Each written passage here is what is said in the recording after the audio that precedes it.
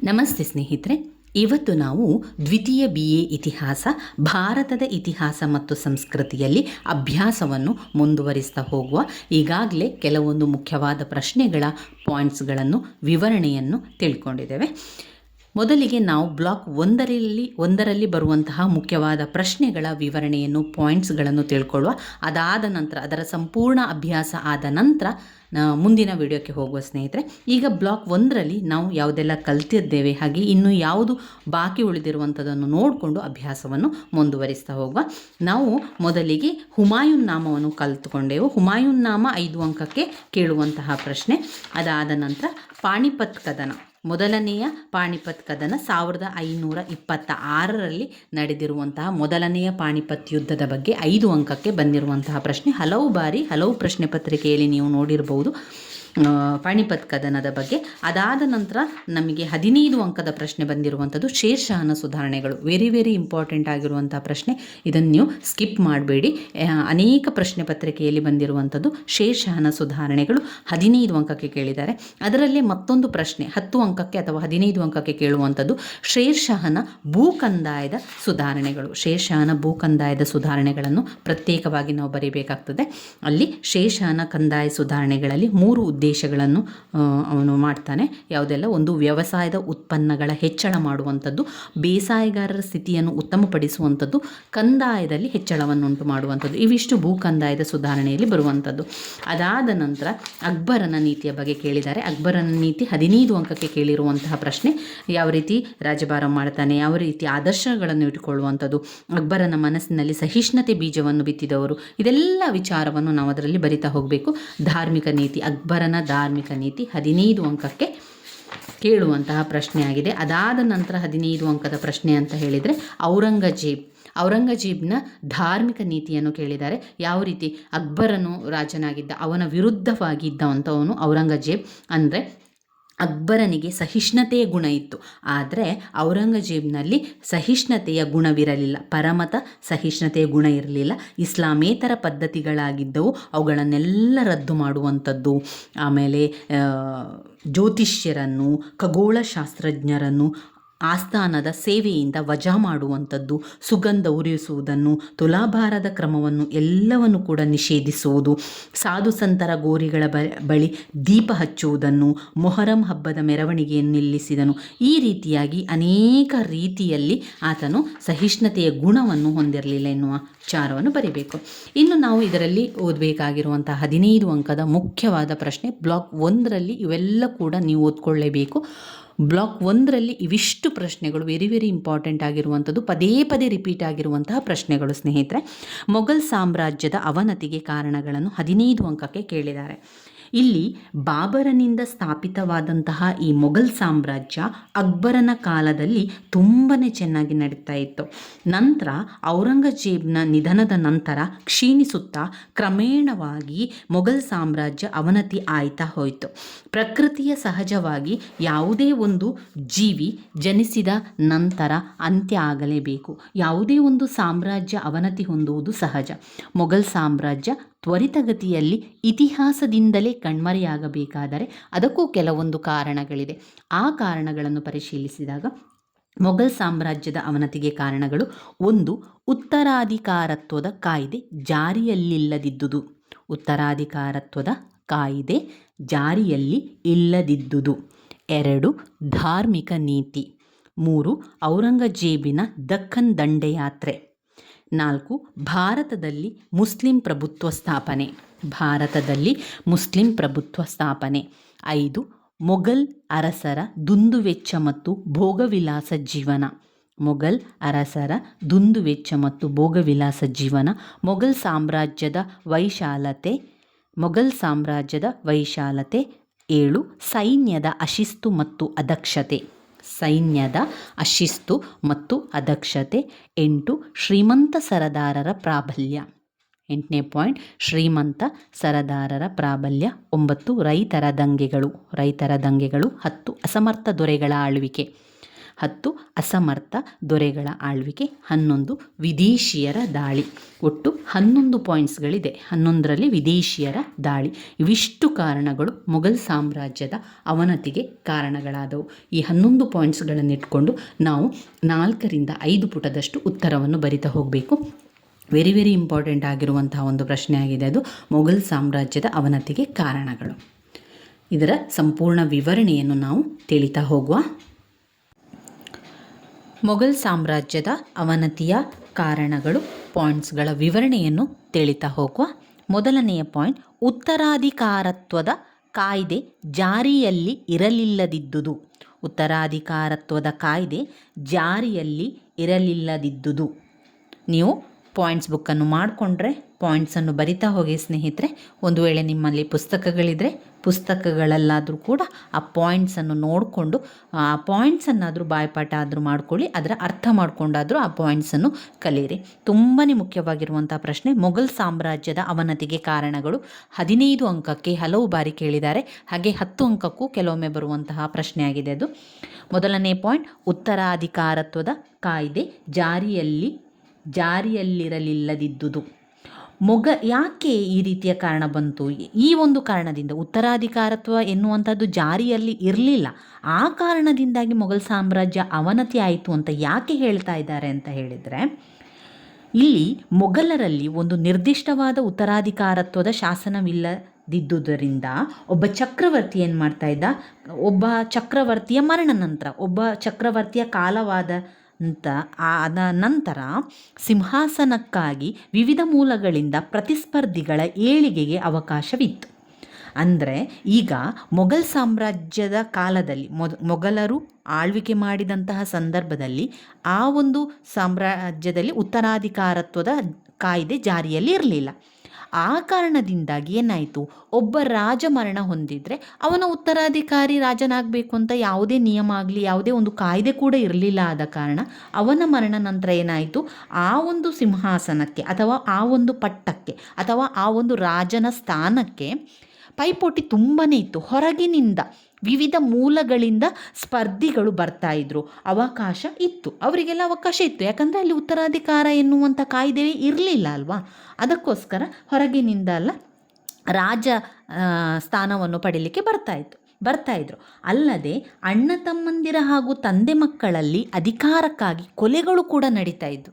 ನೋಡಿ, ಈ ಒಂದು ಮೊಘಲ್ ಸಾಮ್ರಾಜ್ಯದಲ್ಲಿ ಯಾವ ರೀತಿ ಆಗ್ತಾ ಇತ್ತು ಅಂತ ಹೇಳಿದರೆ, ಸ್ವಂತ ಅಣ್ಣ ತಮ್ಮಂದಿರು ಕೂಡ ಜಗಳವನ್ನಾಡಿ ಕೊಲೆಯನ್ನು ಮಾಡುವಂಥದ್ದು, ತಂದೆ ಮಕ್ಕಳಲ್ಲಿ ಅಧಿಕಾರಕ್ಕಾಗಿ ಕೊಲೆ ಮಾಡುವಂಥದ್ದು. ಇಲ್ಲಿ ಕಾರಣ ಏನು ಅಂತ ಹೇಳಿದರೆ, ಉತ್ತರಾಧಿಕಾರತ್ವ ಎನ್ನುವಂತಹ ಕಾಯ್ದೆ ಜಾರಿಯಲ್ಲಿ ಇರಲಿಲ್ಲ. ಆ ಕಾರಣದಿಂದ ಯಾರು ಬೇಕಾದರೂ ಸಿಂಹಾಸನವನ್ನು ಏರ್ಬೋದು, ಪೈಪೋಟಿ ಇತ್ತು. ಆವಾಗ ಏನಾಗ್ತಾ ಇತ್ತು, ಅವರೊಳಗಡೆ ಜಗಳ ಆಗುವುದು, ಅವರೊಳಗಡೆ ಕೊಲೆಗಳು ನಡೀತಾ ಇತ್ತು. ಮೊಘಲ್ ಸಾಮ್ರಾಟರ ಕಾಲದಲ್ಲಿ, ಹುಮಾಯೂನನ ಕಾಲದಲ್ಲಿ ಕಾಮ್ರಾನ್, ಹಿಂಬಾಲ್ ಮತ್ತು ಅಸ್ಕರಿ, ಅಕ್ಬರನ ಕಾಲದಲ್ಲಿ ಮಿರ್ಜಾ ಮಹಮ್ಮದ್, ಸಲೀಂ ಜಹಂಗೀರ್ ಕಾಲದಲ್ಲಿ ಖುಸ್ರುವಿನ ದಂಗೆ, ಶಹಜಾನ್ನ ಕಾಲದಲ್ಲಿ ಔರಂಗಜೇಬ್, ಈ ರೀತಿಯಾಗಿ ಒಬ್ಬೊಬ್ಬರ ಕಾಲದಲ್ಲಿಯೂ ಕೂಡ ಒಬ್ಬೊಬ್ಬ ರಾಜ ಮನೆತನದವರು ಅಥವಾ ಇನ್ನೊಬ್ಬ ರಾಜರು ಆ ಒಂದು ರಾಜಸ್ಥಾನಕ್ಕೆ ಅಥವಾ ಆ ಒಂದು ರಾಜನ ಸ್ಥಾನಕ್ಕೆ, ಸಿಂಹಾಸನಕ್ಕಾಗಿ ಪೈಪೋಟಿ ನಡೀತಾ ಇತ್ತು. ಜಗಳಗಳು ಕೂಡ ಆಗ್ತಾ ಇತ್ತು, ಕೊಲೆಗಳು ಕೂಡ ಆಗ್ತಾ ಇತ್ತು. ಈ ರೀತಿ ಸಿಂಹಾಸನಕ್ಕಾಗಿ ಅಂತಕಲಹದಲ್ಲಿ ತೊಡಗಿದರೆ ಏನು ವಿನಃ ಆಡಳಿತ ಮಾಡಬೇಕು, ಆಡಳಿತವೆಂಬ ನೌಕೆ ಮುಳುಗುತ್ತಿದ್ದಾಗ ಪ್ರತಿಯೊಬ್ಬರೂ ಕೂಡ ಅದರ ಅವಶೇಷಗಳನ್ನು ಸಂಗ್ರಹಿಸಲು ಹೋರಾಡಿದರೆ ಹೊರತು ನಿಜವಾಗಿ ಕೂಡ ಆ ಒಂದು ಸಿಂಹಾಸನವನ್ನು ಏರಬೇಕು, ಈ ಒಂದು ಸಾಮ್ರಾಜ್ಯವನ್ನು ಮೊಘಲ್ ಸಾಮ್ರಾಜ್ಯವನ್ನು ಉಳಿಸಬೇಕು ಎನ್ನುವಂಥದ್ದು ಯಾರೂ ನೋಡಿಕೊಳ್ಳಿಲ್ಲ. ನೌಕೆಯನ್ನು ಮುಳುಗುತ್ತಿದ್ದಾಗ, ಆಡಳಿತವೆಂಬ ನೌಕೆ ಮುಳುಗ್ತಾ ಇದೆ ಅಲ್ಲೇ, ಆಗ ಅದನ್ನು ಜಾಗ್ರತೆ ಮಾಡುವುದರ ಬಲ ಅವಶೇಷಗಳನ್ನು ಸಂಗ್ರಹಿಸಲು ಹೋರಾಡಿದರೆ ಹೊರತು ಮುಳುಗುವ ನೌಕೆಯನ್ನು ರಕ್ಷಿಸಲು ಯಾರೊಬ್ಬರೂ ಕೂಡ ಚಿಂತೆ ಮಾಡಲಿಲ್ಲ ಅಂತ ಹೇಳ್ತಾ ಇದ್ದಾರೆ. ಇನ್ನು ಎರಡನೆಯ ಪಾಯಿಂಟ್, ಧಾರ್ಮಿಕ ನೀತಿ.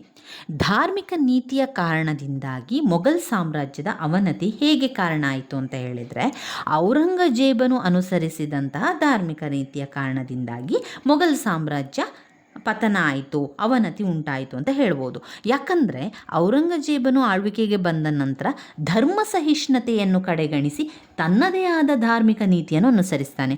ಈಗ ಅಕ್ಬರನ್ನು ನೋಡಿ, ಅಕ್ಬರನು ಕೂಡ ಮೊಘಲ್ ಸಾಮ್ರಾಜ್ಯದಲ್ಲೇ ಇದ್ದವನು, ಮೊಘಲ್ ಸಾಮ್ರಾಜ್ಯದ ಅರಸನಾಗಿದ್ದವನು. ಅಕ್ಬರನ ಒಂದು ಗುಣ ಯಾವ ರೀತಿ ಇತ್ತು ಅಂತ ಹೇಳಿದರೆ ಸಹಿಷ್ಣುತೆ ಮನೋಭಾವನೆ ಇತ್ತು. ನಾವೆಲ್ಲರೂ ಒಂದೇ ಎಂಬ ಭಾವನೆ ಅಕ್ಬರನಲ್ಲಿತ್ತು. ಆದರೆ ಔರಂಗಜೇಬನ ಆಳ್ವಿಕೆ ಕಾಲದಲ್ಲಿ ಆ ರೀತಿ ಇರಲಿಲ್ಲ. ಯಾಕಂದರೆ ಔರಂಗಜೇಬನಿಗೆ ಯಾವುದೇ ರೀತಿಯ ಧರ್ಮ ಸಹಿಷ್ಣುತೆ ಇಷ್ಟ ಇರಲಿಲ್ಲ, ಧರ್ಮ ಸಹಿಷ್ಣುತೆಯನ್ನು ಕೂಡ ಮಾಡ್ತಾ ಇರಲಿಲ್ಲ, ಧಾರ್ಮಿಕ ನೀತಿಯನ್ನು ಕೂಡ ಅನುಸರಿಸಿದರು. ಅವನ ನೀತಿಯಿಂದಾಗಿ, ಔರಂಗಜೇಬನ ನೀತಿಯಿಂದಾಗಿ ಹಿಂದೂ ದೇವಾಲಯಗಳೆಲ್ಲ ನಾಶ ಆಗಿ ಹಿಂದೂ ಮುಸಲ್ಮಾನರ ನಡುವೆ ತಾರತಮ್ಯ ಎನ್ನುವಂಥದ್ದು ಬಂತು. ಅಲ್ಲದೆ ಮುಸಲ್ಮಾನರಿಗೆ ಒಂದು ಪಂಗಡವಾಗಿದ್ದ ಶಿಯಾಗಳ ವಿರುದ್ಧ ಸುನ್ನಿಯಾಗಿದ್ದ ಔರಂಗಜೇಬನು ಅನುಸರಿಸದಂಥ ನೀತಿ ಅವಹೇಳನಕರವಾಗಿತ್ತು. ಅವನ ಒಂದು ಧಾರ್ಮಿಕ ನೀತಿಯ ತಾರತಮ್ಯ ಮಾಡ್ತಾ ಇದ್ದಲ್ಲ, ಅವನು ಒಂದು ಧಾರ್ಮಿಕ ನೀತಿ ಅಂತ ಹಾಕಿದ್ದಲ್ಲ, ಈ ಒಂದು ಕಾರಣದಿಂದಾಗಿಯೇ ಮೊಘಲ್ ಸಾಮ್ರಾಜ್ಯದ ಅವನತಿಗೆ ಒಂದು ಬಲವಾದ ಕಾರಣ ಆಯಿತು. ಇನ್ನು 3ನೇ ಪಾಯಿಂಟ್ನಲ್ಲಿ ಔರಂಗಜೇಬನ ದಕ್ಕನ್ ದಂಡಯಾತ್ರೆ. ಔರಂಗಜೇಬ ಏನು ಮಾಡ್ತಾನೆ, ದಕ್ಷಿಣದ ಕಡೆಗೆ ದಂಡಯಾತ್ರೆಯನ್ನು ಮಾಡಿ ಯುದ್ಧಕ್ಕೆ ಹೋಗ್ತಾನೆ. ಔರಂಗಜೇಬನು ಮೊಘಲರ ಆಳ್ವಿಕೆಯ ಕೇವಲ ಉತ್ತರ ಭಾರತಕ್ಕೆ ಮಾತ್ರ ಸೀಮಿತ ಆಗಿರುತ್ತು, ದಕ್ಷಿಣ ಭಾರತಕ್ಕೆ ಬರ್ತಾ ಇರಲಿಲ್ಲ. ಆದರೆ ಯಾವಾಗ ಔರಂಗಜೇಬನು ರಾಜನಾಗ್ತಾನೋ ಆತನು ದಕ್ಷಿಣದಲ್ಲಿ ಸುನ್ನಿ ಇಸ್ಲಾಂ ಧರ್ಮೀಯರನ್ನು ಬೇರೂರಿಸುವ ಸಲುವಾಗಿ ಆ ದಕ್ಷಿಣ ಭಾಗದಲ್ಲಿ ಕೂಡ ಸುನ್ನಿ ಇಸ್ಲಾಂ ಧರ್ಮ ಬೇಕು ಅಂತ ಹೇಳಿ ದಕ್ಕನ್ನ ದಂಡಯಾತ್ರೆಯನ್ನು ಕೈಗೊಳ್ಳುವಂಥದ್ದು. ಇದು ಔರಂಗಜೇಬಿನ ನೀತಿಗಳಲ್ಲಿ ಒಂದು ದೊಡ್ಡ ಪ್ರಮಾದವಾಗಿತ್ತು. ಆಗ ತಾನೇ ಹೊಸ ಹುರುಪಿನಿಂದ ತಲೆ ಎತ್ತಿ ನಿಂತಿದ್ದಂತಹ ಮರಾಠ ಸಾಮ್ರಾಜ್ಯವನ್ನು ಹತ್ತಿಕ್ಕಿ ದಕ್ಷಿಣ ಭಾರತವನ್ನು ತನ್ನ ಹಿಡಿತದಲ್ಲಿ ತರುವಂಥ ಪ್ರಯತ್ನ ಮಾಡಿದ್ದು ಯಾರು? ಔರಂಗಜೇಬ್. ಔರಂಗಜೇಬನು ಏನು ಮಾಡ್ತಾನೆ, ತನ್ನ ಶತ್ರುಗಳ ಸಂಖ್ಯೆಯನ್ನು ಹೆಚ್ಚಿಸಿಕೊಂಡನೇ ವಿನಃ ಕಿಂಚಿತ್ ಲಾಭ ಕೂಡ ಅವನಿಗೆ ಸಿಗಲಿಲ್ಲ. ಇನ್ನು 4ನೇ ಪಾಯಿಂಟ್ ನೋಡಿದರೆ ಭಾರತದಲ್ಲಿ ಮುಸ್ಲಿಂ ಪ್ರಭುತ್ವದ ಸ್ಥಾಪನೆ. ಭಾರತದಲ್ಲಿ ಮುಸ್ಲಿಂ ಪ್ರಭುತ್ವದ ಸ್ಥಾಪನೆಯಿಂದಾಗಿ ಮೊಘಲ್ ಸಾಮ್ರಾಜ್ಯದ ಅವನತಿಗೆ ಕಾರಣ ಆಯಿತು. ಹೇಗೆ ಕಾರಣ ಆಯಿತು ಅಂತ ಹೇಳಿದರೆ, ಔರಂಗಜೇಬನು ಕೈಗೊಂಡಂತಹ ದಕ್ಷಿಣ ದಂಡಯಾತ್ರೆ ಮೊಘಲರ ಅವನತಿಗೆ ನಾನಾ ರೂಪದಲ್ಲಿ ಕಾರಣವಾಯಿತು. ಔರಂಗಜೇಬ್ ಸತತವಾಗಿ ದಕ್ಕನ್ನಿಗೆ ಹೋಗಿ ಯುದ್ಧಗಳನ್ನು ಮಾಡ್ತಾ ಇದ್ದ. ಅಲ್ಲಿ ಅಪಾರ ಸೈನಿಕರು, ಆರ್ಥಿಕ ನಷ್ಟ ಉಂಟಾಯಿತು. ನಂತರ ಸುಮಾರು 25 ವರ್ಷಗಳ ಕಾಲ ಔರಂಗಜೇಬನು ದಕ್ಕನ್ನಿನಲ್ಲಿ ಉಳಿದಿದ್ದರಿಂದ ಉತ್ತರದಲ್ಲಿ ರಾಜಕೀಯ ಪರಿಸ್ಥಿತಿಗಳು ಹದಗೆಡಲಿಕ್ಕೆ ಆರಂಭ ಆಯಿತು. ಯಾವಾಗ ಔರಂಗಜೇಬನು ಉತ್ತರದ ಭಾಗದಿಂದ ದಕ್ಷಿಣಕ್ಕೆ ಬರ್ತಾನೋ, ದಕ್ಷಿಣಕ್ಕೆ ಬಂದು ಅಲ್ಲಿ ಯುದ್ಧವನ್ನು ಮಾಡಲಿಕ್ಕೆ ಆರಂಭ ಮಾಡ್ತಾನೆ, ಒಂದೊಂದು ಪ್ರಾಂತ್ಯವನ್ನು ಕೂಡ ಎಲ್ಲವನ್ನು ವಶಪಡಿಸಿಕೊಳ್ತಾ ಹೋಗುವಾಗ ಉತ್ತರದಲ್ಲಿ ಏನಾಯಿತು, ಅವನ ಎಲ್ಲ ಆಡಳಿತ ಪರಿಸ್ಥಿತಿಗಳು ಕೂಡ ಹದಗೆಡಲಿಕ್ಕೆ ಆರಂಭ ಆಯಿತು.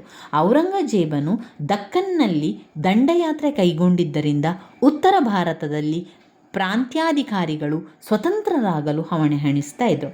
ಈ ಒಂದು ಪ್ರವೃತ್ತಿ ಔರಂಗಜೇಬನ ನಿಧನದ ನಂತರವೂ ಕೂಡ ಮುಂದುವರಿತದೆ. ಅಂದರೆ ಯಾವಾಗ ಔರಂಗಜೇಬನು ದಕ್ಷಿಣದ ಕಡೆಗೆ ಬರ್ತಾನ, ಉತ್ತರದಲ್ಲಿ ಎಲ್ಲ ಆಡಳಿತದ ಪರಿಸ್ಥಿತಿ ಹದಗೆಡಲಿಕ್ಕೆ ಆರಂಭ ಆಗ್ತದೆ. ಇದಾದ ನಂತರ ಔರಂಗಜೇಬನು ದಕ್ಕನ್ನಲ್ಲಿ ದಂಡಯಾತ್ರೆಯನ್ನು ಕೈಗೊಂಡಿದ್ದರಿಂದ ಉತ್ತರ ಭಾರತದಲ್ಲಿ ಪ್ರಾಂತ್ಯಾಧಿಕಾರಿಗಳೇನಾದರೂ ಸ್ವತಂತ್ರರಾಗಲಿಕ್ಕೆ ಆರಂಭ ಮಾಡ್ತಾರೆ. ಇಲ್ಲಿ ಅದಾನಂತರ ಮೊಘಲ್ ಸಾಮ್ರಾಜ್ಯ ನಿಧಾನವಾಗಿ ಹಂತ ಹಂತವಾಗಿ ಕ್ಷೀಣಿಸಿ ಕ್ರಮೇಣವಾಗಿ ಪತನ ಆಗಿ ಹೋಗ್ತದೆ. 5ನೇ ಪಾಯಿಂಟ್, ಮೊಘಲ್ ಅರಸನ ದುಂದುವೆಚ್ಚ ಮತ್ತು ಭೋಗವಿಲಾಸದ ಜೀವನ. ಮೊಘಲ್ ಸಾಮ್ರಾಜ್ಯ ಭಾರತಕ್ಕೆ ಬಂದು ಭಾರತದಲ್ಲಿ ಆಡಳಿತವನ್ನು ಮಾಡ್ತಾ ಇದ್ದಂಥ ಸಂದರ್ಭದಲ್ಲಿ ಮೊಘಲರು ಏನು ಮಾಡಿದರು, ಮೊಘಲರ ಅರಸರು ತುಂಬಾ ದುಂದುವೆಚ್ಚವನ್ನು ಮಾಡ್ತಾಯಿದ್ರು. ದುಂದುವೆಚ್ಚವನ್ನು ಮಾಡಿ ಅವರ ಒಂದು ಖಜಾನೆ ಎಲ್ಲ ಸಂಪೂರ್ಣ ಬರಿದಾಗಲಿಕ್ಕೆ ಆರಂಭ ಆಯಿತು. ಅವರು ತುಂಬಾ ದುಂದುವೆಚ್ಚವನ್ನು ಮಾಡ್ತಾಯಿದ್ರು. ಮೊಘಲ್ ಚಕ್ರವರ್ತಿಗಳು ಕೈಗೊಂಡಂತಹ ದಿಗ್ವಿಜಯಗಳಿಂದ ಆರ್ಥಿಕ ಹಿನ್ನಡೆ ಅಲ್ಲದೆ ಅತಿಯಾದ ಯುದ್ಧ ದಾಹದಿಂದ ಅತಿ ಹೆಚ್ಚಿನ ಹಣವನ್ನು ಯುದ್ಧದಲ್ಲಿ ಪಾಲ್ಗೊಳ್ಳುತ್ತಿದ್ದ ಸೈನಿಕರಿಗೆ ಖರ್ಚು ಮಾಡಬೇಕಿತ್ತು. ರಾಜ್ಯದ ವಾರ್ಷಿಕ ಆದಾಯವನ್ನು ಸಂಪೂರ್ಣವಾಗಿ ಸೈನಿಕರಿಗಾಗಿ ವಿನಿಯೋಗಿಸಲಾಗುತ್ತಿತ್ತು. ಔರಂಗಜೇಬನ ನಂತರ ಬಂದ ಅರಸ ಅತಿ ಹೆಚ್ಚು ದುಂದುವೆಚ್ಚ, ಭೋಗವಿಲಾಸ ಜೀವನಕ್ಕೆ ಹೆಚ್ಚಿನ ಆದ್ಯತೆಯನ್ನು ನೀಡಿ ಆಡಳಿತ ಸೂತ್ರವನ್ನು ಹಿಡಿಯಲು ಮರೆತರು. ಜಹಾಂಗೀರ್ನಂತಹವರು ಲಾಲ್ ಕುಮಾರಿಯರೊಡನೆ ಸರಸ ಸಲ್ಲಾಪದಲ್ಲಿ ತೊಡಗಿ ಪ್ರಜೆಗಳ ಯೋಗಕ್ಷೇಮವನ್ನು ಮರೆತರು. ಈ ರೀತಿಯಾಗಿ ಸಾಮ್ರಾಜ್ಯವು ಅವನತಿ ಆಗುವಂತೆ ಮಾಡಿದರು. ಇನ್ನು ಈ ಒಂದು 6ನೇ ಪಾಯಿಂಟ್ನಲ್ಲಿ ಮೊಘಲ್ ಸಾಮ್ರಾಜ್ಯದ ವೈಶಾಲತೆ. ಮೊಘಲ್ ಸಾಮ್ರಾಜ್ಯದ ವೈಶಾಲತೆ ಅಂತ ಬಂದಾಗ ಮೊಘಲ್ ಸಾಮ್ರಾಜ್ಯ ಬಾಬರನಿಂದ ನಿರ್ಮಾಣಗೊಂಡು ಈತನು ತನ್ನ ದಿಗ್ವಿಜಯಗಳಿಂದ ರಾಜ್ಯವನ್ನು ವಿಸ್ತರಿಸ್ತಾ ಹೋಗ್ತಾನೆ. ಅಂದರೆ ಇಲ್ಲಿ ಮೊಘಲ್ ಸಾಮ್ರಾಜ್ಯ ಆಗಲಿಕ್ಕೆ ಕಾರಣ ಏನಾಯಿತು ಅಂತ ಹೇಳಿದರೆ, ಮೊಘಲ್ ಸಾಮ್ರಾಜ್ಯಕ್ಕೆ ಬಾಬರನು ಬರ್ತಾನೆ. ಬಾಬರನಿಂದ ನಿರ್ಮಾಣಗೊಂಡಂಥದ್ದೇ ಮೊಘಲ್ ಸಾಮ್ರಾಜ್ಯ. ಎಲ್ಲ ಯುದ್ಧವನ್ನು ಮಾಡಿ ಆ ದಿಗ್ವಿಜಯವನ್ನು ಪಡೆದು ಭಾರತದಲ್ಲಿ ರಾಜ್ಯವನ್ನು ವಿಸ್ತರಿಸ್ತಾ ಹೋಗುವಂಥದ್ದು. ಈ ವಿಸ್ತರಣೆ ಮಾಡ್ತಾ ಮಾಡ್ತಾ ಏನಾಯಿತು, ಮೊಘಲ್ ಸಾಮ್ರಾಜ್ಯ ತುಂಬ ಬೃಹತ್ತಾಗಿ ಹೋಯಿತು, ತುಂಬ ಬೆಳೀತಾ ಹೋಯಿತು. ಆ ಸಂಪೂರ್ಣ ಮೊಘಲ್ ಸಾಮ್ರಾಜ್ಯವನ್ನು ಒಬ್ಬ ರಾಜನಿಂದ ನೋಡ್ಕೊಳ್ಳಿಕ್ಕೆ ಸಾಧ್ಯ ಇಲ್ಲದಂತಹ ಸಂದರ್ಭದಲ್ಲಿ ಬೇರೆ ರಾಜರುಗಳನ್ನು ನೇಮಕ ಮಾಡಿ ಆ ಒಂದು ಎಲ್ಲ ರಾಜ್ಯವನ್ನು ಕೂಡ ನೋಡಿಕೊಳ್ಳುವಂಥ ವ್ಯವಸ್ಥೆಯನ್ನು ಮಾಡಿದರು. ಆ ಸಾಮ್ರಾಜ್ಯದಲ್ಲಿ ಕಂಡುಬರುವ ಅರಸರು ಇದೇ ರೀತಿಯ ರಾಜ್ಯಗಳನ್ನು ಗೆದ್ದು ತಮ್ಮ ಸಾಮ್ರಾಜ್ಯವನ್ನು ಇನ್ನಷ್ಟು ದೊಡ್ಡ ಮಾಡಬೇಕು, ಸಾಮ್ರಾಜ್ಯಗಳೊಡನೆ ವಿಲೀನ ಮಾಡಿಕೊಳ್ಳುತ್ತಾ ಇದ್ದು ಈ ರೀತಿಯಾಗಿ ವಿಶಾಲವಾದ ರಾಜ್ಯವಾಗಿ ಪರಿವರ್ತನೆ ಹೊಂದುತ್ತಾ ಹೋಯಿತು. ಇಂತಹ ರಾಜ್ಯಗಳನ್ನು ಆಳ್ವಿಕೆ ಮಾಡ್ತಾ ಇದ್ದ ಅರಸರುಗಳಿಗೆ ಅದನ್ನು ಬದಿಯಲ್ಲಿಟ್ಟುಕೊಂಡು ತ್ರಾಸದಾಯಕವಾಯಿತು. ಕಾರಣವೇನೆಂದರೆ ಸಾರಿಗೆ ಸಂಪರ್ಕ ಸರಿ ಇರಲಿಲ್ಲ, ಸಮರ್ಪಕವಾಗಿರಲಿಲ್ಲ. ಈ ಒಂದು ಕಾರಣದಿಂದಾಗಿ ಎಲ್ಲವೂ ಕೂಡ ಉತ್ತರ ಮತ್ತು ದಕ್ಷಿಣದಲ್ಲಿ ವಿಸ್ತಾರವಾದ ಸಾಮ್ರಾಜ್ಯ ದೆಹಲಿಯಲ್ಲಿ ಕುಳಿತು ನಿಭಾಯಿಸುವುದು ತುಂಬಾ ಕಷ್ಟ ಅಂತ ಅವರಿಗೆ ಅನಿಸಿತು. ಅಂತಹ ಸಂದರ್ಭದಲ್ಲಿ ಈ ಒಂದು ಅವಕಾಶವನ್ನು ಬಳಸಿಕೊಂಡು ಔಧ್, ಬಂಗಾಳ್ ಮತ್ತು ದಕ್ಷಿಣ ರಾಜ್ಯಗಳು ತಮ್ಮಷ್ಟಕ್ಕೆ ಸ್ವತಂತ್ರಗೊಂಡು ಮೊಘಲ್ ಸಾಮ್ರಾಜ್ಯದ ಹಿಡಿತದಿಂದ ಕಳಚಿಕೊಂಡವು. ಇಂತಹ ಗಂಭೀರ ಸಮಸ್ಯೆಗಳ ಅಸ್ತಿತ್ವ ಪರಿಣಾಮವಾಗಿ ಹಿಡಿತ ತಪ್ಪಿ ಈ ಸಾಮ್ರಾಜ್ಯ ಅವನತಿಯತ್ತ ಸಾಗಿತು. 7ನೆಯ ಪಾಯಿಂಟ್, ಸೈನ್ಯದ ಅಶಿಸ್ತು ಮತ್ತು ಅದಕ್ಷತೆ. ಸೈನ್ಯದ ಅಶಿಸ್ತು ಮತ್ತು ಅದಕ್ಷತೆ ಮೊಘಲ್ ಸಾಮ್ರಾಜ್ಯ ಅವನತಿ ಹೊಂದಲಿಕ್ಕೆ ಮತ್ತೊಂದು ಮುಖ್ಯವಾದ ಕಾರಣ ಆಯಿತು. ಇಲ್ಲಿ ಸೈನ್ಯದ ಅಶಿಸ್ತು ಮತ್ತು ಅದಕ್ಷತೆ ಇತ್ತು. ಯಾವ ಕಾರಣದಿಂದ ಅಂತ ಹೇಳಿದರೆ, ಯಾವುದೇ ಒಂದು ರಾಜ್ಯ ಶಾಂತಿಯಿಂದ ಇರಬೇಕು, ದಕ್ಷತೆಯಿಂದ ಕೆಲಸ ಮಾಡಬೇಕು ಅಂತ ಹೇಳಿದರೆ ಅಲ್ಲಿ ಮುಖ್ಯವಾಗಿ ಯಾವುದು ಸರಿಯಾಗಿರಬೇಕು, ಸೈನಿಕ ವ್ಯವಸ್ಥೆ ಸರಿಯಾಗಿರಬೇಕು. ಸೈನಿಕ ವ್ಯವಸ್ಥೆಯನ್ನು ಅವಲಂಬಿಸಿರುವಂಥದ್ದು. ಅಕ್ಬರನನ್ನು ಆಡಳಿತ ಮಾಡಿದಂತಹ ಸಂದರ್ಭದಲ್ಲಿ ಅಕ್ಬರನ ರಾಜನೀತಿಯನ್ನು ಉದಾಹರಿಸಿ ಹೇಳುವುದಾದರೆ, ಯಾವುದೇ ಒಬ್ಬ ರಾಜ ದಿಗ್ವಿಜಯ ಪ್ರವೃತ್ತಿ ಉಳ್ಳವನಾಗಿರಬೇಕು, ಇಲ್ಲದಿದ್ದರೆ ನೆರೆಹೊರೆಯವರು ಅವನ ವಿರುದ್ಧ ಕತ್ತಿಯನ್ನು ಮಸುತ್ತಾರೆ ಎಂದು ತಾನೇ ಹೇಳಿಕೊಂಡಿದ್ದಾನೆ. ಅಕ್ಬರ್ ಏನು ಹೇಳ್ತಾನೆ ಅಂತ ಹೇಳಿದರೆ, ಒಬ್ಬ ರಾಜ ಅಂತ ಅಂದ ಮೇಲೆ ಅವನು ಒಂದು ಹೋರಾಟವನ್ನು ಮಾಡುವಂಥ ಪ್ರವೃತ್ತಿ ಅವನಲ್ಲಿರಬೇಕು, ಇಲ್ಲದಿದ್ದರೆ ಏನಾಗ್ತದೆ, ನೆರೆಹೊರೆಯವರೆಲ್ಲ ಕತ್ತಿ ಮೆಸಲಿಕ್ಕೆ ಆರಂಭ ಮಾಡ್ತಾರೆ. ಹೀಗಾಗಿ ರಾಜಕೀಯ ಶಕ್ತಿಗಳಿಂದ ಆಂತರಿಕ ದಂಗೆಕೋರರಿಂದ ಸಾಮ್ರಾಜ್ಯವನ್ನು ರಕ್ಷಿಸಲು ಸಮರ್ಥ ಸೈನ್ಯ ಅಗತ್ಯ. ಆದರೆ ಮೊಘಲ್ ಸಾಮ್ರಾಜ್ಯದಲ್ಲಿ ಕ್ರಮೇಣ ಜಾಗೀರುಗಳ ಕೊರತೆ, ಸಾರ್ವಜನಿಕ ಬೆಲೆ ಏರಿಕೆ, ನಿರುದ್ಯೋಗ ಮುಂತಾದವುಗಳಿಂದ ಭ್ರಷ್ಟಾಚಾರ, ಲಂಚ ಪ್ರವೃತ್ತಿ ಹೆಚ್ಚಾಗಿ ಸೈನಿಕರ ದಕ್ಷತೆಯನ್ನು ಕುಂದಿಸಿತು. ಅಕ್ಬರನು ತಂದ ಮನ್ಸಬ್ದಾರ್ ಪದ್ಧತಿ ಸೈನಿಕ ಸಂಘಟನೆಯಿಂದ ಸೈನಿಕರು ಸುಲ್ತಾನನಿಗೆ ಬದಲಾಗಿ ತಮ್ಮ ಹತ್ತಿರದ ನಾಯಕರಿಗೆ ವಿಧೇಯರಾಗಿರುತ್ತಿದ್ದರು. ಮೊದಮೊದಲು ಬಾಬರನ ಕಾಲದಲ್ಲಿ ಬಂದ ಸೈನಿಕರು ಗಡುಸು ಸ್ವಭಾವದವರಾಗಿದ್ದರು, ಯುದ್ಧಕ್ಕೆ ಹೇಳಿ ಮಾಡಿಸಿದಂಥ ಇದ್ದರು. ಆದರೆ ನಂತರದ ದಿನಗಳೇನಾಯಿತು ಅಂತ ಹೇಳಿದರೆ, ಅಧಿಕ ಸಂಪತ್ತು, ಶ್ರೀಮಂತಿಕೆ, ವಿರಾಮ ಇವರನ್ನು ವಿಷಯ ಲಂಪಟರನ್ನಾಗಿ ಮಾಡತೊಡಗಿದ್ದವು. ದಂಡನಾಯಕರುಗಳು ಸದಾ ಕುಡಿದ ಮತ್ತಿನಲ್ಲಿರುತ್ತಿದ್ದುದರಿಂದ ಬಲಿಷ್ಠರಾದ ಮರಾಠರು, ರಜಪೂತರು, ಜಾಟರು ಸಿಖ್ಖರೊಡನೆ ಯುದ್ಧ ಮಾಡಲು ಅಶಕ್ತರಾಗಿದ್ದರು. ಜಾದುನಾಥ ಸರ್ಕಾರರವರು ಹೇಳುವಂತೆ, ಚಿನ್ನವು ತುಕ್ಕು ಹಿಡಿದರೆ ಕಬ್ಬಿಣ ಏನೂ ಮಾಡಲಾರದು ಎಂಬಂತೆ ಸೈನ್ಯವು ತನ್ನ ಶಕ್ತಿ ಕಳೆದುಕೊಂಡರೆ ರಾಜನಾದವನು ಏನು ಮಾಡಲಿಕ್ಕೆ ಸಾಧ್ಯ? ರಾಜನಾದವನು ಏನೂ ಮಾಡಲಿಕ್ಕೆ ಸಾಧ್ಯ ಇಲ್ಲ. ನಾಯಕರಲ್ಲಿ ಬೆಳೆದಂತಹ ಭ್ರಷ್ಟಾಚಾರ ಇರ್ಬೋದು ಅಥವಾ ಅಶಿಸ್ತು ಏನಾಗ್ತದೆ, ಸೈನಿಕರಲ್ಲಿ ಹರಡಿ ಅವರನ್ನು ಅದಕ್ಷರನ್ನಾಗಿ ಮಾಡಿತು. ಅದು ಮೊಘಲ್ ಸಾಮ್ರಾಜ್ಯದ ಪತನ ಆಗಲಿಕ್ಕೆ, ಅವನತಿ ಆಗಲಿಕ್ಕೆ ಕಾರಣ ಆಯಿತು. ಇನ್ನು 8ನೇ ಪಾಯಿಂಟ್ ನೋಡಿದರೆ, ಶ್ರೀಮಂತ ಸರದಾರರ ಪ್ರಾಬಲ್ಯ. ಶ್ರೀಮಂತ ಸರದಾರರ ಪ್ರಾಬಲ್ಯಕ್ಕೆ ನಮ್ಮ ಮೊಘಲ್ ಸಾಮ್ರಾಜ್ಯದ ಅವನತಿಗೆ ಕಾರಣ ಆಯಿತು ಅಂತ ಹೇಳಿದರೆ, ಮೊಘಲ್ ಸಾಮ್ರಾಜ್ಯದಲ್ಲಿ ಅನೇಕ ಶ್ರೀಮಂತ ಸರದಾರರ ಪಂಗಡಗಳಿದ್ದು ಟರ್ಕರು, ಅಫ್ಘನ್ನರು, ಪರ್ಷಿಯನ್ನರು, ಮಂಗೋಲರು, ಮುಸ್ಲಿಮರು, ರಜಪೂತರು, ಭಾರತೀಯರು ಈ ರೀತಿ ಮೊದಲಾದವರು ಮೊದಲು ನಿಷ್ಠೆಯಿಂದ ಇದ್ದು ಸೇವೆಯನ್ನು ಮಾಡ್ತಾ ಇದ್ದರು. ಅದಾದ ನಂತರ ಅಬ್ದುಲ್ ರಹೀಂ, ಮಹಮ್ಮದ್ ಸಾದುಲ್ಲಾ ಈ ರೀತಿ ಸಾಮ್ರಾಜ್ಯ ಏಳಿಗೆಗೆ ದುಡಿದರು. ಕಾಲಕ್ರಮೇಣ ಹದಗೆಟ್ಟಂತಹ ವಾತಾವರಣ ಇರಬಹುದು, ಮತ್ತಿತರ ಕಾರಣಗಳಿಂದಾಗಿ ಸಂಕುಚಿತ ಭಾವನೆಗೆ ಒಳಗಾಗಿ ಅದರಿಂದ ಇರಾನಿ, ತುರಾನಿ, ಹಿಂದೂಸ್ತಾನಿ ಮೊದಲಾದ ಗುಂಪುಗಳ ಅಸ್ತಿತ್ವಕ್ಕೆ ಬಂದು ಸಾಮ್ರಾಜ್ಯದ ಪ್ರಗತಿಯನ್ನು ಮರೆತು ಸ್ವಕಾರ್ಯಕ್ಕೆ ಹೀಗೆ ಇನ್ನೂ ಅನೇಕ ಕಾರಣಗಳು ಮೊಘಲ್ ಸಾಮ್ರಾಜ್ಯವು ಪತನಗೊಳ್ಳಲು ಕಾರಣಗಳಾದವು. ಈ ಒಂದು ಕಾರಣದಿಂದಾಗಿ ಮೊಘಲ್ ಸಾಮ್ರಾಜ್ಯ ಅವನತಿಯಾಗಲಿಕ್ಕೆ ಕಾರಣ ಆಯಿತು. 9ನೇ ಪಾಯಿಂಟ್ ರೈತರ ದಂಗೆಗಳು. ರೈತರ ದಂಗೆಗಳು ಕೂಡ ಮೊಘಲ್ ಸಾಮ್ರಾಜ್ಯದ ಅವನತಿಯಾಗಲಿಕ್ಕೆ ಕಾರಣ ಆಯಿತು. ಮೊಘಲರ ಪತನಕ್ಕೆ ಹಲವು ಕಾರಣಗಳಿದ್ದು, ಬೇರೆ ಬೇರೆ ಕಾರಣ, ಒಟ್ಟು 11 ಪಾಯಿಂಟ್ಸ್ಗಳು ನಮಗೆ ಇದರಲ್ಲಿದ್ದರೂ ಕೂಡ ಇನ್ನಷ್ಟು ವಿಚಾರಗಳಿವೆ, ಇನ್ನಷ್ಟು ಪಾಯಿಂಟ್ಸ್ಗಳು ಬೇರೆ ಮೂಲಗಳಲ್ಲಿ ಇರುವಂಥದ್ದು. ಜಮೀನ್ದಾರರು ಮತ್ತು ಜಾಗೀರುದಾರರು ಕೂಡ ಅತೃಪ್ತರಾಗಿದ್ದು ಹೆಚ್ಚಿನ ಸವಲತ್ತುಗಳಿಗಾಗಿ ಎದುರು ಬಿದ್ದರು. ಇದರಲ್ಲಿ ಬೇರೆ ಬೇರೆ ಎಲ್ಲರೂ ಕೂಡ ದಂಗೆಗಳನ್ನು ಇಲ್ಲಿ ಒಂದು ದಂಗೆಗಳನ್ನೆಲ್ಲ ಮಾಡ್ತಾಯಿದ್ರು. ದಕ್ಕನ್ನಲ್ಲಿ ಮರಾಠರು ನಡೆಸಿದಂಥ ಹೋರಾಟ ಅಸಾಧಾರಣವಾಗಿತ್ತು. ರೈತರ ದಂಗೆಗಳು ಕೂಡ ಮೊಘಲ್ ಸಾಮ್ರಾಜ್ಯದ ಅವನತಿಯಾಗಲಿಕ್ಕೆ ಕಾರಣ ಆಯಿತು. ಇನ್ನು 10ನೆಯ ಪಾಯಿಂಟ್ ಅಸಮರ್ಥ ದೊರೆಗಳ ಆಳ್ವಿಕೆ. ಅಸಮರ್ಥ ದೊರೆಗಳು ಆಳ್ವಿಕೆ ಮಾಡಿದ ಕಾರಣದಿಂದಾಗಿ ಮುಖ್ಯವಾಗಿ ಮೊಘಲ್ ಸಾಮ್ರಾಜ್ಯ ಅವನತಿಯಾಗಲಿಕ್ಕೆ ಕಾರಣ ಆಯಿತು. ಯಾವುದೇ ಸಾಮ್ರಾಜ್ಯವು ಮೇಲ್ಮಟ್ಟಕ್ಕೆ ಹೋಗಬೇಕು, ಮೇಲ್ಮಟ್ಟಕ್ಕೆ ಹೋದ ಮೇಲೆ ಕೆಳಗಿಳಿಯಲೇಬೇಕು ಅಥವಾ ಹುಟ್ಟಿದವನು ಸಾಯಲೇಬೇಕು ಎಂಬ ಸ್ವಾಭಾವಿಕ ನಿಯಮದಂತೆ ಒಂದಲ್ಲ ಒಂದು ದಿನ ಅವನತಿಯನ್ನು ಕಾಣಲೇಬೇಕು. ಔರಂಗಜೇಬನ ನಂತರ ಬಂದ ಅರಸರು ಮತ್ತು ಅವನ ಮಕ್ಕಳಾದ ಮೌಜಂ ಮಹಮ್ಮದ್, ಆಜಂ ಮಹಮ್ಮದ್, ಖಾನ್ ಬಶ್ ಅಸಮರ್ಥರು, ವಿಷಯ ಲಂಪಟರು, ಅವಿವೇಕಿಗಳು, ಮದ್ಯ ಆಸಕ್ತರಾಗಿದ್ದು ಆಡಳಿತ ಮತ್ತು ಪ್ರಜೆಗಳ ಕ್ಷೇಮ ನಿರ್ಲಕ್ಷಿಸಿದರು. ಅಂತಃಪುರದಲ್ಲಿದ್ದ ಸ್ತ್ರೀಯರ ಜೊತೆ ಕಳೆದಂತಹ ಜಹಂದರ್ ಶಾ ಎಚ್ಚರಿಕೆ ತಪ್ಪಿದವನೆಂದು ಹೆಸರಾದ ಹೇಡಿ ಎಂದು ಪ್ರಖ್ಯಾತನಾದನು. ಈ ರೀತಿಯಾಗಿ ಅಲ್ಲೇನಾಯಿತು, ಮೊಘಲ್ ಸಾಮ್ರಾಜ್ಯದಲ್ಲಿ ದೊರೆಗಳು ಅಸಮರ್ಥರಾದರು, ದೊರೆಗಳು ವಿಷಯ ಲಂಪಟರಾದರು, ದೊರೆಗಳೇ ಅಲ್ಲಿ ಅವಿವೇಕಿಗಳಾಗಿದ್ದರು. ಈ ಒಂದು ಕಾರಣದಿಂದಾಗಿ ಮೊಘಲ್ ಸಾಮ್ರಾಜ್ಯ ಅವನತಿಯಾಗಲಿಕ್ಕೆ ಒಂದು ಕಾರಣ ಆಯಿತು. ಕೊನೆಯದಾದ 11ನೆಯ ಪಾಯಿಂಟ್ ವಿದೇಶಿಯರ ದಾಳಿ. ಇಷ್ಟೆಲ್ಲ ವಿಷಯಗಳಾಯಿತು. ನಂತರ ವಿದೇಶಿಯರ ದಾಳಿ ಕೂಡ ಆಗ್ತದೆ. ವಿದೇಶಿಯರ ದಾಳಿ ಕೂಡ ಏನಾಯಿತು, ಮೊಘಲ್ ಸಾಮ್ರಾಜ್ಯದ ಅವನತಿಗೆ ಕಾರಣ ಆಗಿ ಹೋಗ್ತದೆ. ಇಲ್ಲಿ ನಾದಿರ್ ಶಾ ಹಾಗೂ ಅಹಮದ್ ಶಾ ಅಬ್ದಾಲಿಯ ದಾಳಿಗಳು ಮೊಘಲ್ ಸಾಮ್ರಾಜ್ಯವನ್ನು ಮತ್ತಷ್ಟು ದುರ್ಬಲಗೊಳಿಸಿದವು. ಪರ್ಷಿಯಾದ ನಾದಿರ್ ಶಾ ಮೊಘಲ್ ಸಾಮ್ರಾಜ್ಯದ ಮೇಲೆ ದಾಳಿ ಮಾಡಿ ಅಫಘಾನಿಸ್ತಾನವನ್ನು ವಶಪಡಿಸಿಕೊಂಡರಲ್ಲದೆ ಐತಿಹಾಸಿಕ ಪ್ರಸಿದ್ಧವಾದ ಮಯೂರ ಸಿಂಹಾಸನ ಮತ್ತು ಕೊಹಿನೂರು ವಜ್ರ, ಅಧಿಕ ಮೊತ್ತದ ಬಂಗಾರ, ಮುತ್ತು, ರತ್ನ, ಅಪಾರ ಸಂಪತ್ತನ್ನು ಲೂಟಿ ಮಾಡಿದನು. ಈ ಹೊಡೆತದಿಂದ ಚೇತರಿಸಿಕೊಳ್ಳುವ ಮೊದಲೇ ಅಫಘಾನಿಸ್ತಾನದ ಅಹಮದ್ ಶಾ ಅಬ್ದಾಲಿ ಅವಧಿಯಲ್ಲಿ 7 ಬಾರಿ ದಾಳಿಯನ್ನು ಕೂಡ ಮಾಡ್ತಾರೆ.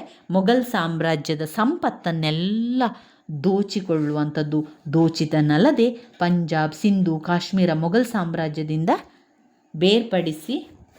ಬೇರ್ಪಡಿಸಿದನು. ಈ ರೀತಿಯ ದಾಳಿಯಿಂದಾಗಿ ಗೊಂದಲಮಯ ವಾತಾವರಣದಲ್ಲಿದ್ದ ಪ್ರಾಂತೀಯ ಅಧಿಕಾರಿಗಳು ತಮ್ಮ ಪ್ರಾಂತ್ಯಗಳಲ್ಲಿ ಸ್ವಾತಂತ್ರ್ಯತೆಯನ್ನು ಘೋಷಿಸಿಕೊಂಡರು ಹಾಗೂ ಕೆಲವು ಪ್ರದೇಶಗಳು ಮೊಘಲ್ ಸಾಮ್ರಾಜ್ಯ ಅಧಿಪತ್ಯದಿಂದ ಹೊರಗುಳಿದವು. ಈ ರೀತಿಯ ಪರಕೀಯ ದಾಳಿಗಳಿಂದ ಇನ್ನಿತರ ಅನೇಕ ಕಾರಣಗಳಿಂದಾಗಿ ಮೊಘಲ್ ಸಾಮ್ರಾಜ್ಯ ಅಂತಿಮವಾಗಿ ಪತನ ಕೂಡ ಹೊಂದಿತು ಅಂತ ಹೇಳ್ಬೋದು. ಇವಿಷ್ಟು ಮೊಘಲ್ ಸಾಮ್ರಾಜ್ಯದ ಅವನತಿಗೆ ಕಾರಣಗಳು. ಮತ್ತೊಮ್ಮೆ ಪಾಯಿಂಟ್ಸ್ಗಳನ್ನು ಹೇಳ್ತಾ ಹೋಗ್ತಾನೆ. ಪಾಯಿಂಟ್ಸನ್ನು ಬರ್ಕೊಳ್ಳಿಲ್ಲ ಅಂತಾದರೆ ನಿಮ್ಮ ಪಾಯಿಂಟ್ಸ್ ಬುಕ್ಕಲ್ಲಿ ಪಾಯಿಂಟ್ಸ್ಗಳನ್ನು ಬರ್ಕೊಳ್ಳಿ. ಇಲ್ಲ ಅಂತಾದರೆ ನೀವು ಆ ಪಾಯಿಂಟ್ಸ್ಗಳನ್ನು ಈಗ ನಾನು ಹೇಳಬೇಕಾದ್ರೆ ಅದನ್ನು 2-3 ಬಾರಿ ಹೇಳಿಕೊಂಡ್ರೆ ನಿಮಗೆ ಅದು ಹಾಗೆ ನೆನಪಲ್ಲಿ ಉಳಿತದೆ. ಮೊದಲನೇ ಪಾಯಿಂಟ್, ಉತ್ತರಾಧಿಕಾರತ್ವದ ಕಾಯ್ದೆ ಜಾರಿಯಲ್ಲಿ ಇಲ್ಲದಿದ್ದುದು.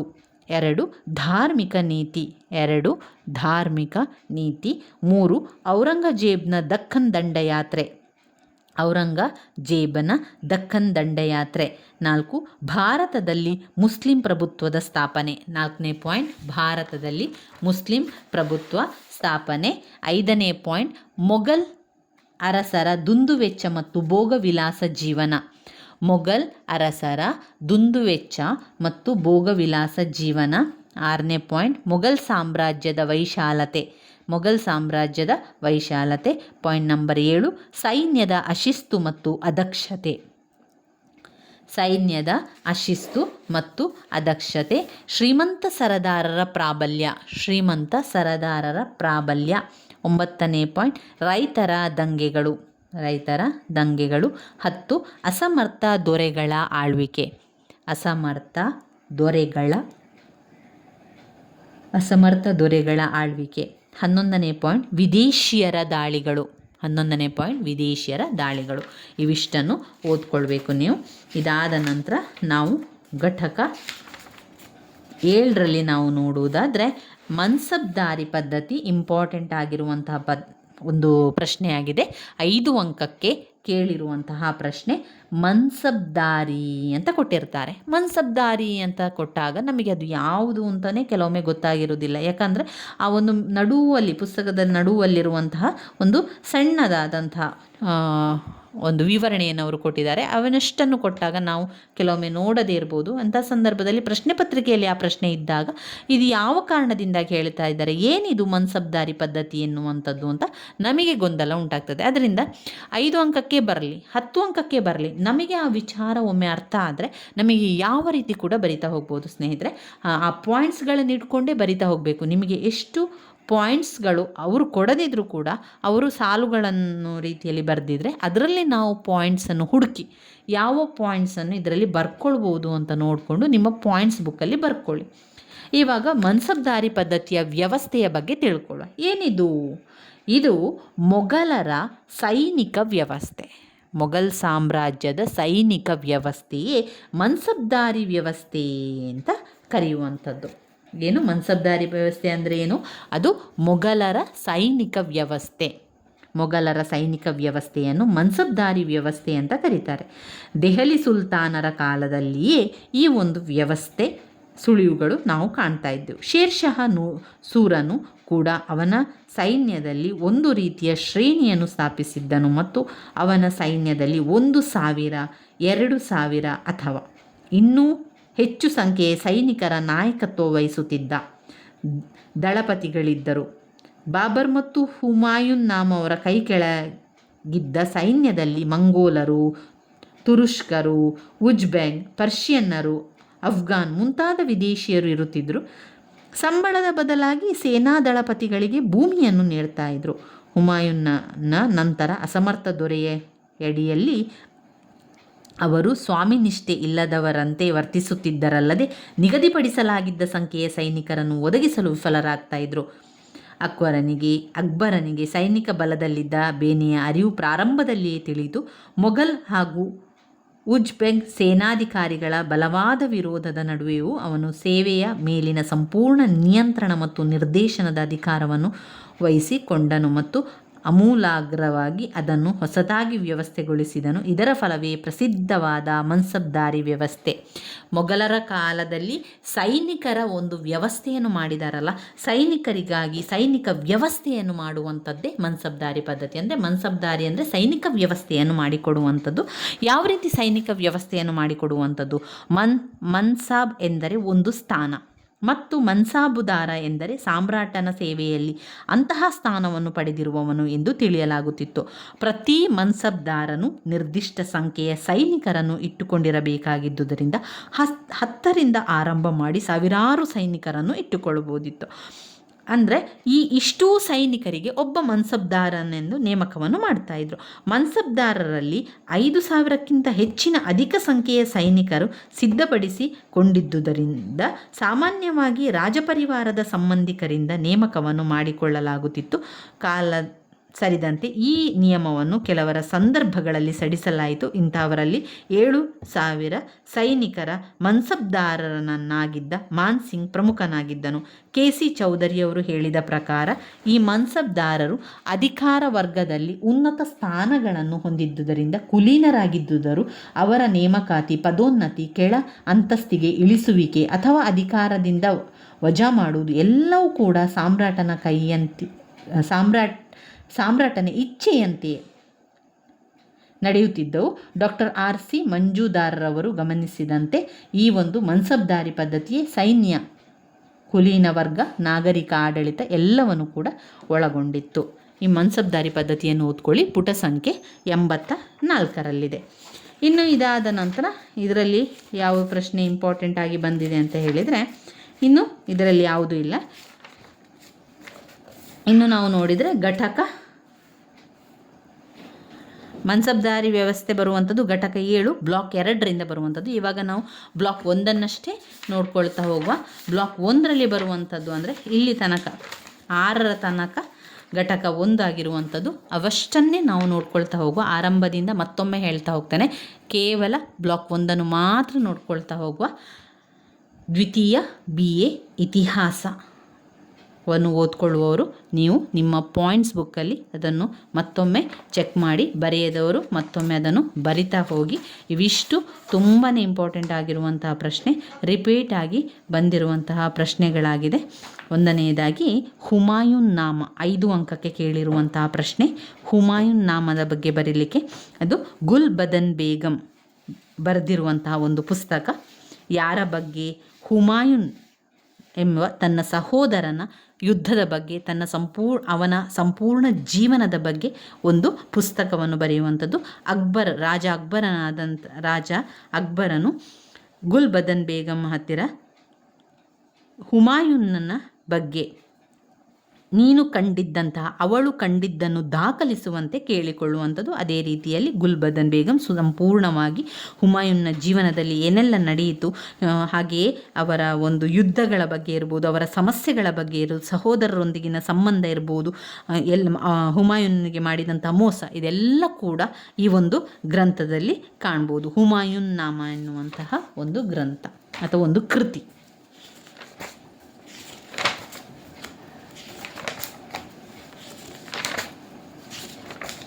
ನಾವು ಮುಂದೆ ಇದರಲ್ಲಿ ನೋಡ್ಕೊಳ್ಬೇಕಾಗಿರುವಂತಹ ಮುಖ್ಯವಾದಂತಹ ಪ್ರಶ್ನೆ, ಮೊದಲ ಪಾಣಿಪತ್ ಯುದ್ಧ 1526ರಲ್ಲಿ ಆಗಿರುವಂಥದ್ದು. ಮೊದಲ ಪಾಣಿಪತ್ ಯುದ್ಧ ಎಲ್ಲಿ ನಡೆಯಿತು, ಯಾರ ಜೊತೆಗೆ ನಡೆಯಿತು, ಮತ್ತು ಈ ಒಂದು ಯುದ್ಧದ ಕಾರ್ಯಾಚರಣೆ ಹೇಗಿತ್ತು, ಪರಿಣಾಮ ಏನಾಯಿತು, ಇದನ್ನೆಲ್ಲ ಕೂಡ ನೀವು ಬರೀಬೇಕು. ಈಗಾಗಲೇ ನಾನು ಅದನ್ನು ನಿಮಗೆ ತಿಳಿಸ್ಕೊಟ್ಟಿದ್ದೆ. ಪುಟ ಸಂಖ್ಯೆ 18, 19ರಲ್ಲಿದೆ ನೋಡಿ. ತುಂಬಾ ಮುಖ್ಯವಾಗಿರುವಂಥ ಪ್ರಶ್ನೆ, 5 ಅಂಕಕ್ಕೆ ಹೆಚ್ಚಾಗಿ 5 ಅಂಕಕ್ಕೆ ಕೇಳುವಂತಹ ಪ್ರಶ್ನೆಯಾಗಿದೆ. ಇನ್ನು ನಾವು ನೋಡುವುದಾದರೆ 15 ಅಂಕದ ಪ್ರಶ್ನೆ ಅಂತ ಯಾವ ಪ್ರಶ್ನೆ ಬಂದಿದೆ? ಶೇರ್ ಶಹನ ಸುಧಾರಣೆಗಳು, ವೆರಿ ಇಂಪಾರ್ಟೆಂಟ್ ಆಗಿರುವಂಥದ್ದು. ಶೇರ್ ಶಹನ ಸುಧಾರಣೆಗಳು 15 ಅಂಕಕ್ಕೆ ಕೇಳ್ತಾರೆ. ಹಾಗೆ ಶೇರ್ ಶಹನ ಭೂಕಂದಾಯದ ಸುಧಾರಣೆ, ಇದು ಕೂಡ 15 ಅಂಕಕ್ಕೆ ಕೇಳುವಂಥ ಪ್ರಶ್ನೆ. ಭೂಕಂದಾಯ ಸುಧಾರಣೆಗಳು 15 ಅಂಕಕ್ಕೆ ನೀವು 4ರಿಂದ 5 ಪುಟದಷ್ಟಾದರೂ ಉತ್ತರವನ್ನು ಬರೀಬೇಕಾಗ್ತದೆ. 5 ಅಂಕದ ಪ್ರಶ್ನೆ ಅಂತ ಬಂದಾಗ 1ರಿಂದ 1.5 ಪುಟದಷ್ಟು ನೀವು ಉತ್ತರವನ್ನು ಬರೆಯಿರಿ.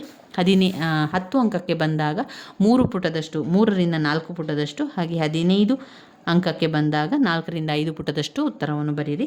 ಧಾರ್ಮಿಕ ನೀತಿ, ಅಕ್ಬರನ ಧಾರ್ಮಿಕ ನೀತಿ ಕೂಡ ತುಂಬಾ ಮುಖ್ಯವಾಗಿರುವಂತಹ ಪ್ರಶ್ನೆ. ಇಲ್ಲಿ ಯಾವುದೇ ಒಬ್ಬ ರಾಜ ತಾನು ಸಾಮ್ರಾಟನಾಗಬೇಕು, ತಾನು ಚಕ್ರವರ್ತಿ ಎನ್ನಿಸಿಕೊಳ್ಳುವಂಥದ್ದು ಅವನ ದಂಡಯಾತ್ರೆ ಇರ್ಬೋದು, ಅಥವಾ ಸಾಮ್ರಾಜ್ಯ ನಿರ್ಮಾಪಕದಿಂದಲ್ಲ, ಬದಲಾಗಿ ಅವನು ಅನುಸರಿಸುವಂತಹ ಸರ್ವಧರ್ಮ ಸಹಿಷ್ಣುತೆಯಿಂದ ಅಕ್ಬರನು ಒಬ್ಬ ಮುಸಲ್ಮಾನ ದೊರೆಯಾದರೂ ತಾನು ಆಳುತ್ತಿರುವುದು ಹಿಂದೂ ಸಾಮ್ರಾಜ್ಯ ಎಂಬುದನ್ನರಿತು ಅಳಿಸಿಕೊಳ್ಳುವ ಪ್ರಜೆಗಳು ತಮ್ಮನ್ನು ಆಳುವ ದೊರೆ ಮುಸಲ್ಮಾನರಾದರೂ ನಮ್ಮ ಸುಖ ಸಂತೋಷಗಳಲ್ಲಿ ಭಾಗಿಯಾಗಿ ನಮ್ಮ ಒಳಿತಿಗಾಗಿ ತಮ್ಮ ಸರ್ವ ತ್ಯಾಗ ಮಾಡುವ ವ್ಯಕ್ತಿಯಾದರೆ ಆತನೇ ನಿಜವಾದ ಚಕ್ರವರ್ತಿ ಅಂತ ಒಪ್ಪಿಕೊಳ್ಳುವಂಥದ್ದು. ಇಲ್ಲಿ ಸಂಪೂರ್ಣ ಅಕ್ಬರನ ನೀತಿಯ ಬಗ್ಗೆ ಇದೆ. ದಕ್ಷ ಆಡಳಿತಗಾರ, ಉತ್ತಮ ಆಡಳಿತವನ್ನು ಮಾಡ್ತಾ ಇದ್ದ, ದಕ್ಷ ಆಡಳಿತವನ್ನು ಮಾಡ್ತಾ ಇದ್ದ. ಆಮೇಲೆ ಹೊಸ ಧರ್ಮವನ್ನು ಉಗಮ ಮಾಡ್ತಾನೆ. ದಿನ್ ಇ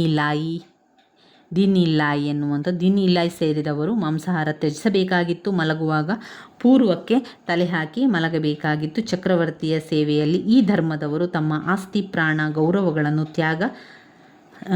ತ್ಯಾಗ ಮಾಡಬೇಕೆಂದು ಅಪೇಕ್ಷಿಸಲಾಗಿತ್ತು. ಇನ್ನು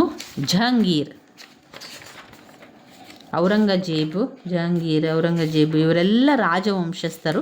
ಇದರಲ್ಲಿ ಮತ್ತೊಂದು ಪ್ರಶ್ನೆ ಪತ್ರಿಕೆಯಲ್ಲಿ ಬಂದಿರುವಂಥದ್ದು ಔರಂಗಜೇಬಿನ ಧಾರ್ಮಿಕ ನೀತಿ. ಯಾವ ರೀತಿ ಅಕ್ಬರನು ಸರ್ವಧರ್ಮ ಸಹಿಷ್ಣುತೆ ಗುಣವನ್ನು ಹೊಂದಿದ್ದ, ಆದರೆ ಔರಂಗಜೇಬನು ಪರಹಿತ ಸಹಿಷ್ಣುತೆ ಗುಣ ಅವನಲ್ಲಿ ಇರಲೇ ಇಲ್ಲ. ಅವನ ಅಭಿಪ್ರಾಯದಲ್ಲಿ ಯಾವುದು ಇಸ್ಲಾಮೇತರ ಪದ್ಧತಿಗಳಲ್ಲಾಗಿದ್ದವು ಅವುಗಳನ್ನೆಲ್ಲ ರದ್ದುಗೊಳಿಸಿದನು. ಇನ್ನು ಈ ಒಂದು ಬ್ಲಾಕ್ ಬ್ಲಾಕ್ 1ರಲ್ಲಿ ಯಾವುದೆಲ್ಲ ಪ್ರಶ್ನೆಗಳನ್ನು ಓದ್ಕೊಳ್ಬೇಕು ಎನ್ನುವಂಥದ್ದು ನಾನು ನಿಮಗೆ ತಿಳಿಸ್ತಾ ಹೋಗುವಂಥದ್ದು ಮೊಘಲ್ ಸಾಮ್ರಾಜ್ಯದ ಅವನತಿಗೆ ಕಾರಣಗಳು. ಮೊಘಲ್ ಸಾಮ್ರಾಜ್ಯದ ಅವನತಿಗೆ ಕಾರಣಗಳು ಒಟ್ಟು 11 ಪಾಯಿಂಟ್ಸ್ಗಳನ್ನು ನಮಗೆ ಅದರಲ್ಲಿ ಕಾಣ್ಬೋದು. ಇವಿಷ್ಟು ಬ್ಲಾಕ್ 1ರಲ್ಲಿ ಘಟಕ 1ರಿಂದ ಘಟಕ 6ರಲ್ಲಿರುವ ಪ್ರಶ್ನೆಗಳನ್ನು ಓದ್ಕೊಂಡಿರುವಂಥದ್ದು ಭಾರತ ಇತಿಹಾಸ ಮತ್ತು ಸಂಸ್ಕೃತಿ ದ್ವಿತೀಯ BA ಇತಿಹಾಸ. ಸಂಪೂರ್ಣವಾಗಿ ಬ್ಲಾಕ್ 1ರಲ್ಲಿ ಎಷ್ಟು ಪ್ರಶ್ನೆಗಳು ಬರ್ತದೆ, ಎಷ್ಟು ಪ್ರಶ್ನೆಗಳನ್ನು ಓದ್ಕೊಳ್ಬೇಕು, ಇದೆ ಪಾಯಿಂಟ್ಸ್ಗಳನ್ನು ಸಂಪೂರ್ಣವಾಗಿ ಬರ್ಕೊಳ್ಳಿ. ನಂತರ ಪಾಯಿಂಟ್ಸ್ಗಳನ್ನು 2-3 ಬಾರಿ ಹೇಳ್ಕೊಂಡ್ರೆ ಅದೆಲ್ಲ ಕೂಡ ನೆನಪಲ್ಲಿ ಉಳಿತದೆ. ಮುಂದಿನ ವಿಡಿಯೋದಲ್ಲಿ ನಾವು ಬ್ಲಾಕ್ 2ರಿಂದ ಬರುವಂಥ ಪ್ರಶ್ನೆಗಳನ್ನು ನೋಡ್ಕೊಳ್ತಾ ಹೋಗುವ. ಇಲ್ಲಿ ಇನ್ನೊಮ್ಮೆ ನೋಡ್ಕೊಳ್ಳಿ, ಇದರಲ್ಲಿ ಗುರುತು ಹಾಕ್ಕೊಂಡಿರುವಂಥದ್ದೇ. ಇದರಲ್ಲಿ ಹುಮಾಯೂನ್ ನಾಮದ ಬಗ್ಗೆ, ಶೇಷನವನ ಸುಧಾರಣೆಗಳ ಬಗ್ಗೆ, ಅಕ್ಬರನ ದಾಳಿ ನೀತಿ, ಅಕ್ಬರನ ನೀತಿಯ ಬಗ್ಗೆ 15 ಅಂಕಕ್ಕೆ. ಇನ್ನು ಔರಂಗಜೇಬ್ನ ಪ್ರಮುಖ ನೀತಿಗಳು 10 ಅಂಕಕ್ಕೆ ಹೇಳಿದರೆ ಔರಂಗಜೇಬ್ನ ಪ್ರಮುಖ ನೀತಿಗಳು. 6ನೇ ಘಟಕ ಮೊಘಲ್ ಸಾಮ್ರಾಜ್ಯದ ಅವನತಿ ಮತ್ತು ಪತನಕ್ಕೆ ಕಾರಣಗಳನ್ನು ತಿಳಿಸಬೇಕು. ಇವಿಷ್ಟು ನಾವು ಬ್ಲಾಕ್ 1ರಲ್ಲಿ ಓದ್ಕೊಳ್ಬೇಕಾಗಿರುವಂತಹ ವಿಚಾರಗಳಾಗಿದೆ ಸ್ನೇಹಿತರೆ. ದ್ವಿತೀಯ BA ಇತಿಹಾಸದಲ್ಲಿ ಮುಖ್ಯವಾದ ಪ್ರಶ್ನೆಗಳು ಯಾವುದು, ಯಾವ ಮುಖ್ಯವಾದ ಪ್ರಶ್ನೆಗಳನ್ನು ನಾವು ಓದ್ಕೊಳ್ಬೇಕು, ಯಾವ ರೀತಿ ಪಾಯಿಂಟ್ಸನ್ನು ನೆನಪಲ್ಲಿ ಇಟ್ಕೊಳ್ಬೇಕು, ಅದೆಲ್ಲ ಕೂಡ ನಾವು ತಿಳಿತಾ ಹೋಗಬೇಕು. ಇವಾಗ ನೀವು ನಿಮ್ಮ ಪಾಯಿಂಟ್ಸ್ ಬುಕ್ ಮಾಡ್ಕೊಂಡಿದ್ದೀರಲ್ವ, ಅದರಲ್ಲಿ ಬ್ಲಾಕ್ 1ರಲ್ಲಿ ಬರುವಂಥ ಪ್ರಶ್ನೆಗಳನ್ನು ಬರೀರಿ, ಅದಕ್ಕೆ ಸಂಬಂಧಪಟ್ಟ ಪಾಯಿಂಟ್ಸ್ಗಳನ್ನು ಬರೀರಿ. ಅದರ ಜೊತೆಗೆ ನೀವು ಆ ಪಾಯಿಂಟ್ಸನ್ನು ಸರಿಯಾಗಿ ಕಲಿತ್ಕೊಳ್ಳಿ. ಯಾವಾಗ ಬ್ಲಾಕ್ 2ರನ್ನು ಆರಂಭ ಮಾಡ್ತೇವೆ ಅದರಿಂದ ಮೊದಲು ನಾವು ಬ್ಲಾಕ್ 1ರಲ್ಲಿ ಬಂದಿರುವಂಥ ಮುಖ್ಯವಾದ ಪ್ರಶ್ನೆಗಳ ಸಂಪೂರ್ಣ ಅಭ್ಯಾಸವನ್ನು ಮಾಡಿಕೊಳ್ಬೇಕು. ಅದರ ಪಾಯಿಂಟ್ಸ್ಗಳನ್ನು ಸರಿಯಾಗಿ ಕಲಿತುಕೊಳ್ಬೇಕು ಸ್ನೇಹಿತರೆ. ನನ್ನ ವೀಡಿಯೋಸ್ ಎಲ್ಲ ನಿಮಗೆ ಇಷ್ಟ ಆಗಿದ್ದರೆ ಲೈಕ್ ಕೊಡಿ, ಶೇರ್ ಮಾಡಿ, ಸಬ್ಸ್ಕ್ರೈಬ್ ಮಾಡಲಿಕ್ಕೆ ಮರಿಬೇಡಿ. ಧನ್ಯವಾದಗಳು.